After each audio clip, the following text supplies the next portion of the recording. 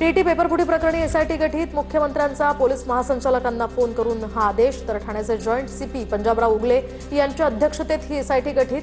कठोर कारवाई करा, कोणाचीही गय करू नका, फडणवीसांचे आदेश। मुख्यमंत्र्यांचा दादा भुसेंनाही फोन। तर उद्या होणारा टीईटी परीक्षेचा पेपर फुटला, परीक्षा रद्द, ठाण्यातनं पेपर लीक झाल्याची माहिती।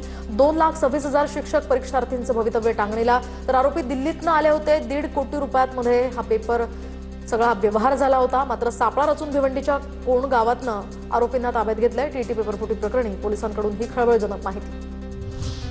संशयितांकडे मिळालेल्या प्रश्नांमध्ये आणि टीईटीच्या प्रश्नपत्रिकेत साम्य आढळलं। मुख्यमंत्र्यांकडून पोलिसांना सखोल चौकशीचे आदेश, दोषींवर कठोर कारवाईचाही इशारा। टीटी पेपरफुटी प्रकरणामध्ये शालेय शिक्षण मंत्री दादा भुसेंची माहिती। टीटी परीक्षेच्या पेपरफुटीची घटना संतापजनक, अशा प्रकारचं गैरवर्तन खपवून घेणार नाही। एकनाथ शिंदेंची प्रतिक्रिया, तर दोषी कुणीही असला तरी सोडलं जाणार नाही, असाही दिला इशारा। वारंवार होणारी पेपरफुटी थांबवण्यासाठी सरकारनं लक्ष द्यावं, त्यामुळे महाराष्ट्राला बदनाम करणं या ठिकाणी सुरू आहे। आदित्य ठाकरेंचा हल्लाबोल, तर फोडाफोडीतनं जन्मलेल्या सरकारला पेपरफुटी रोखता येत नाही। परीक्षार्थींच्या मनस्तापाची जबाबदारी स्वीकारून सरकारनं माफी मागावी, रोहित पवारांची मागणी। टीटी पेपरफुटीवरून अंबादास दानवे आणि वडेट्टीवारही संतापले। पेपरफुटीमध्ये सरकारचा सहभाग असेल, दानवेंचा गंभीर आरोप, तर राज्यकर्त्यांना खुर्चीवर बसण्याचा अधिकार नाही।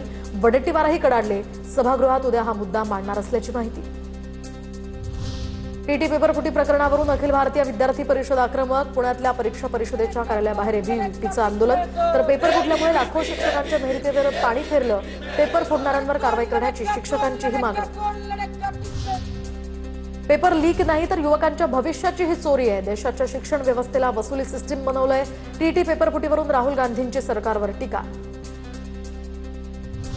सरकारमध्ये पेपरफुटीशिवाय परीक्षा घेण्याची क्षमता नाही, डबल इंजिन सरकार नाही, हे डबल लीक सरकार आहे। कॉक्रोच जनता पार्टीचे संस्थापक अभिजित दिपके यांचा सरकारवर निशाणा।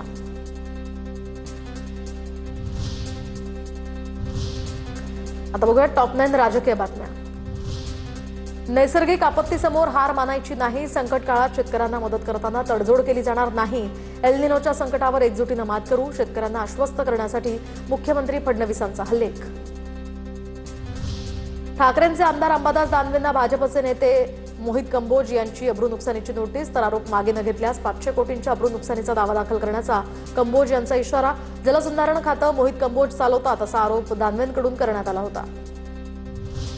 उपमुख्यमंत्री शिंदेंची रायगड जिल्ह्यातल्या आमदारांसोबत बैठक, भरत गोगावले, महेंद्र थोरवे आणि महेंद्र दळवींशी शिंदेंची चर्चा। ऑपरेशन टायगर 3 हे निश्चितपणे होईल, ऑपरेशन टायगर 3 गुप्तपणे होईल। राज्यातलं ऑपरेशन टायगरच्या चर्चेनंतर शिंदेंचे शिवसेनेचे नेते शिरसाठांची ही प्रतिक्रिया।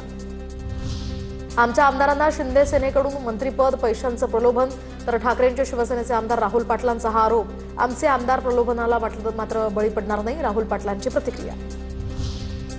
मंत्री संजय राठोड यांच्यावर विमुक्त आणि भटक्या जमातीच्या राष्ट्रीय अध्यक्षपदाची जबाबदारी, शिंदेंकडून संजय राठोड यांचा बंजारा समाजाचे राष्ट्रीय नेते असा उल्लेख। ठाकरेंच्या शिवसेनेकडून नांदेडमध्ये गाढवाला बंडखोर खासदारांचे फोटो लावून आंदोलन, शिवसैनिकांकडून बंडखोर खासदारांविरोधात जोरदार घोषणाबाजी, आंदोलनानंतर शिवसैनिक पोलिसांच्या ताब्यात। सध्या राज्यामध्ये हिंदू संमेलनांच्या नावे राजकीय संमेलनं भरवली जात आहेत। राज ठाकरेंचा ट्विट करत निशाणा, तर नागरे पाटलांना अचानक दुहेरी निष्ठा दाखवल्याची इच्छा झाली। नागरे पाटलांची निष्ठा फक्त पोलीस दलाशीच असायला हवी, राज ठाकरेंचं ट्विट। सत्तेवर आल्यानंतर प्रत्येक जण संघाशी जोडला गेला, प्रत्येक अधिकारी संघनिष्ठ झाला, मध्य प्रदेशमधील मंत्री कैलास विजयवर्गीय यांचे हे वक्तव्य। आता बघूया टॉप 9 मोठ्या बातम्या। जुलैच्या दुसऱ्या आठवड्यापासून शेतकऱ्यांना कर्जमुक्तीचा लाभ मिळणार, कर्ज महामुक्तीची ही अंमलबजावणी अंतिम टप्प्यात। तर खरीप हंगामाच्या पार्श्वभूमीवर लाखो शेतकरी कुटुंबांना दिलासा मिळणार। योजनेअंतर्गत 2 लाखांपर्यंत कर्जमुक्ती, ओटीएस सुविधा आणि नियमित कर्जफेड करणाऱ्यांना 50,000 रुपयांपर्यंत प्रोत्साहनपर लाभ मिळणार। अवकाळीमुळे झालेल्या नुकसानीसाठी 334 कोटी मंजूर, मार्च, एप्रिल आणि मे महिन्यामध्ये राज्यात अवकाळीमुळे मोठं नुकसान। मदत आणि पुनर्वसन मंत्री मकरंद पाटलांची ही घोषणा। आंबा काजू उत्पादक शेतकऱ्यांसाठी 209 कोटींची तरतूद। राम मंदिर दान चोरी प्रकरणामध्ये निष्पक्ष चौकशीचं राम जन्मभूमी तीर्थक्षेत्र ट्रस्टचं आश्वासन। राम मंदिराशी संबंधित अलीकडील घडामोडींमुळे हा धक्का बसला, राम जन्मभूमी तीर्थक्षेत्र ट्रस्टकडून भूमिका स्पष्ट, शिवाय देणगी म्हणून मिळालेल्या वस्तू सुरक्षित, ट्रस्टचं स्पष्टीकरण।